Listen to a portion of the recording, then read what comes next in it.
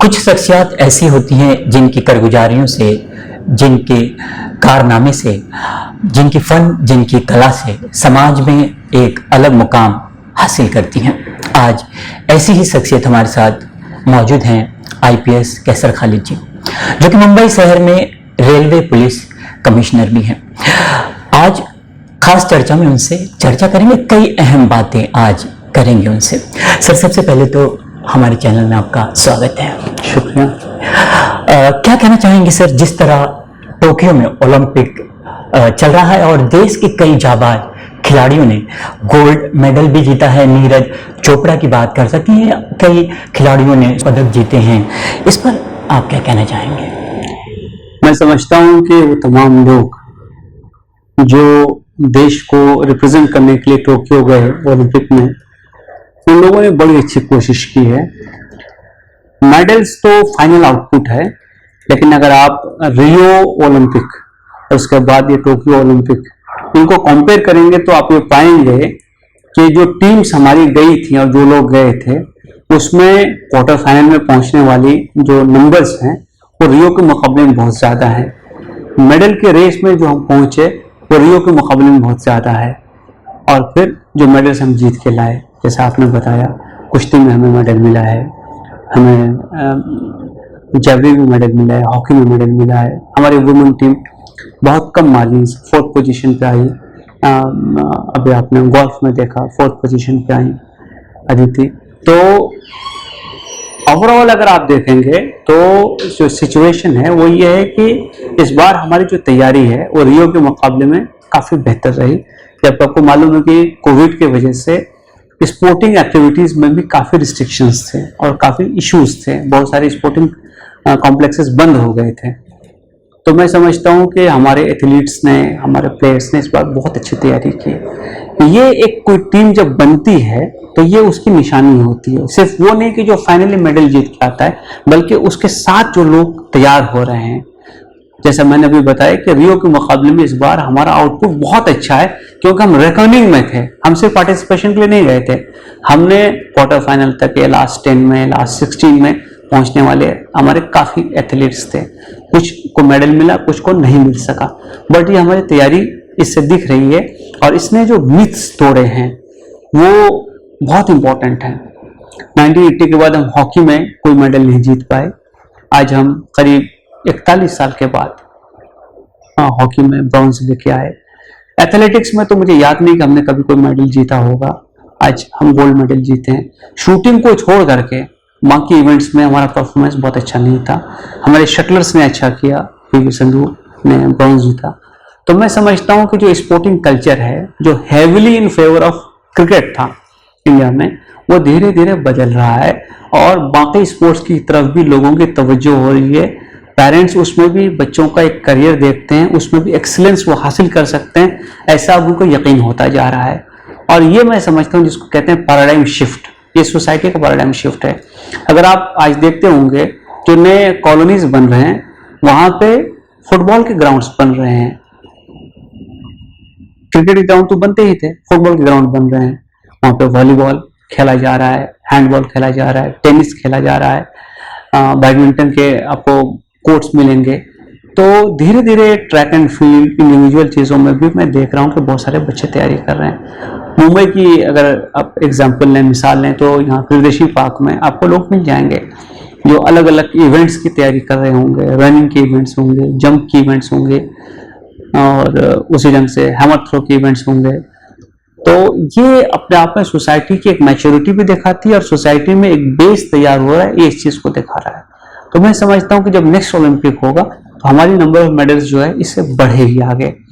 और अगर हम चाइना को देखें तो हमको इस बात को इस पता चलेगा कि चाइना ने अपनी स्पोर्टिंग परफॉर्मेंस में जो इम्प्रूवमेंट पिछले 30-40 सालों में किया है वो भी इसी ढंग से है।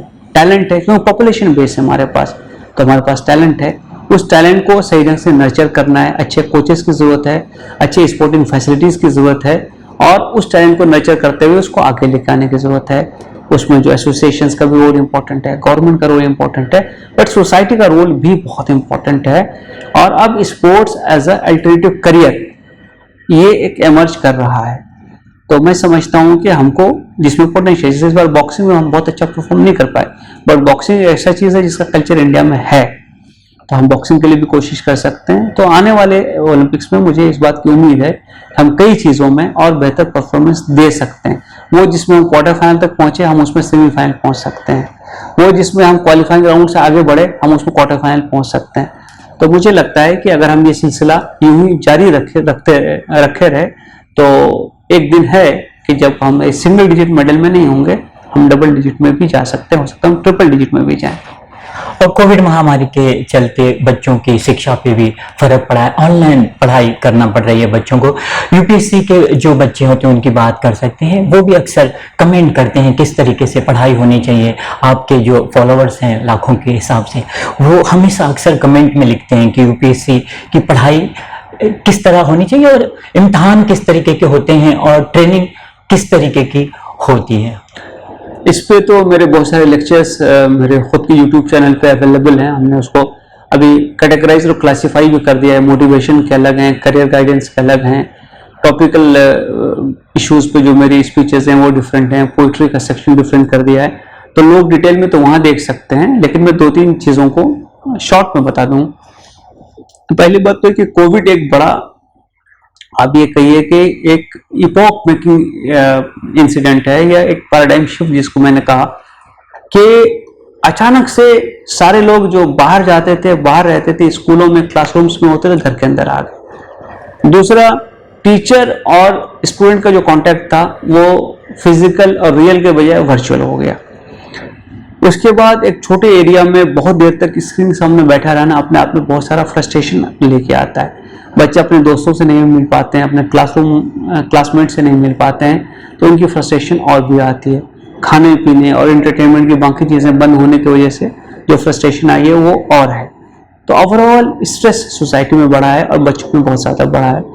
और बच्चों को कभी आदत नहीं थी स्क्रीन पे इतनी देर बैठने की, चश्मा लगाने की और सब चीज़ थ्रू स्क्रीन करना। तो एक मेजर चैलेंज स्टूडेंट के सामने थ्रू ये ऑनलाइन क्लासेस आया है। कोविड ने इसको बहुत एक्सेलरेट कर दिया है। दूसरी जो चीज़ है कि चूंकि इस वजह से जो एग्जाम्स होते थे क्लास में बैठ करके, वो भी इफेक्ट हुआ। यूपीएससी कई बार शेड्यूलिंग हुई डेट्स की, क्योंकि उसमें जो रिटन पेपर का एग्जाम है वो तो बहरहाल आपको बैठ के देना ही है। लेकिन एक ही चीज़ मैं इन सबके ध्यान में लाना चाहूँगा कि ये कंडीशन सबके लिए बराबर है। ऐसा नहीं है कि एक स्टेट में कंडीशन है और दूसरे में नहीं है। मोर और लेस सब स्टेट कोविड से अफेक्टेड हुए और ये कंडीशन सबको लागू है। ऑनलाइन वो भी पढ़ रहे हैं, ऑनलाइन आप भी पढ़ रहे हैं। तो आपको इन्हीं सिचुएशन में इन्हीं लोगों के साथ कॉम्पीट करना है। आपके कॉम्पिटिटर को कोई एडवांटेज नहीं है। तो पेशेंस रखिए, फोकस बनाए रखिए, अपने हेल्थ पे ध्यान दीजिए, एक्सरसाइजेस कीजिए, आंखों को खास तौर से रिफ्रेश करने के लिए आप अगर गॉगल का यूज करते हैं तो गॉगल्स यूज कीजिए, आप किसी आई ड्रॉप का यूज करते हैं तो आई ड्रॉप को यूज कीजिए, और जो चीज़ आप फिजिकल वर्ल्ड में करते थे वही वर्चुअल वर्ल्ड में आपको करना पड़ेगा। लेकिन ये सिचुएशन कोई परमानेंट सिचुएशन नहीं है। मैं समझता हूँ कि 5 साल में ये सिचुएशन नॉर्मल हो जाएगी, हो रही है, और हम फिर उस कंडीशन में चले जा पाएंगे जिसमें हम पहले थे। लेकिन तब तक पेशेंस, कमिटमेंट, कन्विक्शन, टेनासिटी आपको लगे रहना पड़ेगा। इसके अलावा कोई ऑप्शन नहीं। संस्था पासवान अदब की बात करें तो साहित्य में रुचि रखते हैं और समाज में अलग अलग विभिन्न समाज की सेवा करने में रुचि रखते हैं। संस्था पासवान अदब और प्रेसिडेंट हैं आप। जिस तरह कोविड की शुरुआत हुई थी और संस्था पासवान अदब ने जो लोगों के लिए मदद की थी, और जिस तरह आप शायर हैं, लोगों को शायरी के माध्यम से भी जोड़ने का काम करते हैं, इस पर क्या कहेंगे सर? देखिए, मैं संस्थापक हूँ पासवान अदब का। अभी उसके प्रेसिडेंट जो है दानिश शेख साहब हैं। लेकिन संस्था पासवान अदब पिछले 2 सालों से जो ऑनलाइन लिटरेचर की इवेंट कर रही है वो तो कर ही रही है, उसके अलावा उन्होंने पब्लिक सर्विस इसके लिए अपने आप को पूरी तरह से कमिट करके रखा है। आपको मालूम है कि पिछले फर्स्ट लॉकडाउन में रोज 30,000 फूड पैकेट्स हम लोग डिस्ट्रीब्यूट करते थे। इस साल भी हम लोगों ने ड्राई राशन बांटा है। अभी कोंकण में जो बहुत डिवास्टेटिंग फ्लड आया है जिसमें 200 ज़्यादा लोग मर गए, उसमें अभी 2 ट्रक रिलीफ मटेरियल हम लोगों ने भेजा है और हम भेजने की तैयारी कर रहे हैं। हमने ऑक्सीजन सिलेंडर का फ्री बैंक स्टार्ट किया था, प्लाज्मा बैंक स्टार्ट किया था। अभी full body checkup, blood donation, eye checkup, dental checkup, ये सारी चीज़ों का इंतज़ाम हम लोगों ने कराया है। प्लांटेशंस का ड्राइव हम लोगों ने लिया है। तो बुनियादी तौर से जो हमारी कोशिश है वो ये है कि हम पासवान अदब के ज़रिए सोसाइटी को गिव बैक करें, और इसी कोशिश में हमारे सारे वॉलंटियर्स जुड़े रहते हैं। लिटरेचर के थ्रू सोसाइटी को जोड़ना, लोगों के दिलों को करीब लाना, वो काम तो चल रहा है, वो अब ऑनलाइन प्लेटफॉर्म से हो रहा है। लेकिन समाज के लिए जो उपयोगी चीज़ें हैं, जिसकी समाज को तुरंत ज़रूरत है, अभी ज़रूरत है, उसके लिए हम लोगों ने अपने तमाम रिसोर्सेज को डाइवर्ट कर रखा है। और जैसा कि मैंने आपको बताया कि हमेशा हम कोशिश ये करते हैं कि हम देने वाले बने, हम लेने वाले नहीं बने, हम कंट्रीब्यूट करने वाले बने। तो उस हवाले से भी हो रहा है। वे पासवान अदब संस्था के जो अध्यक्ष उन्होंने मुझे बताया है, तब आगे वो स्कूल्स में और ख़ासतौर से म्यूनिसिपल स्कूल में कंप्यूटर क्लासेस ऑर्गेनाइज करने की एक मुहिम चला रहे हैं, जिसमें बच्चों को कंप्यूटर की एजुकेशन दी जाएगी, कंप्यूटर ऑपरेट करना सिखाया जाएगा। हो सकता है उनको डिप्लोमा कोर्स हम कुछ कराएं ताकि वो रोज़गार से जुड़ सकें। एक हमारी ये अभी स्कीम है, प्लांटेशन के लिए हम सतत प्रयत्नरत रहते हैं, वो हमारी दूसरी स्कीम है। इसके अलावा जैसे जैसे सोसाइटी की नीड्स अलग अलग क्रिएट होगी, हम उसके लिए भी कोशिश करते रहेंगे। चलते चलते संदेश क्या देना चाहेंगे लोगों को, जो लोग आपको चाहते हैं लाखों की संख्या में, और अपील क्या करेंगे आप? मैं अपने तमाम चाहने वालों से और तमाम वेल विशर से यही कहना चाहूँगा कि वो रोल मॉडल बनने की कोशिश करें दूसरों के लिए, वो समाज को देने वाले बने, वो समाज को गाइड करने वाले बने, समाज के लिए न्यूसेंस क्रिएट करने वाले नहीं बने, समाज को तकलीफ देने वाले नहीं बने, समाज के लिए लायबिलिटी नहीं बने, समाज के लिए एसेट बने।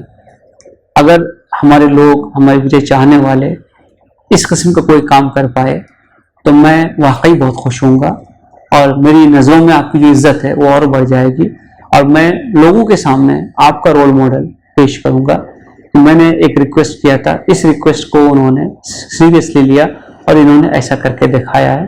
तो मैं समझता हूँ कि मेरी रिक्वेस्ट यही रहेगी कि हमें जो कुछ मिला है वो इम्पोर्टेंट नहीं है, हम क्या छोड़ के जाते हैं वो इम्पोर्टेंट है। जाने वाले हैं, उसकी तैयारी मुझे आज से शुरू करनी पड़ेगी। हम सोसाइटी को कुछ दे कर जाएं, सोसाइटी को लूट खसोट करने वाले नहीं बने, सोसाइटी से लेने वाले नहीं बने, सोसाइटी के पैरासाइट नहीं बने, बल्कि सोसाइटी को कुछ देकर उसको बड़ा करके, उसको ग्रो करके, उसको डेवलप करके जाने वाले बने। मैं समझता हूँ कि मेरी अपील यही रहेगी। तो खास मुलाकात में आज हमसे चर्चा कर रहे थे आईपीएस कैसर खालिद जी।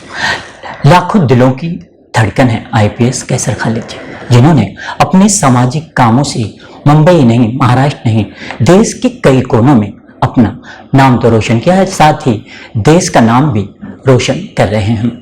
मुंबई शहर में रेलवे पुलिस कमिश्नर हैं, जीआरपी के चार्ज है आईपीएस कैसर खालिद जी के।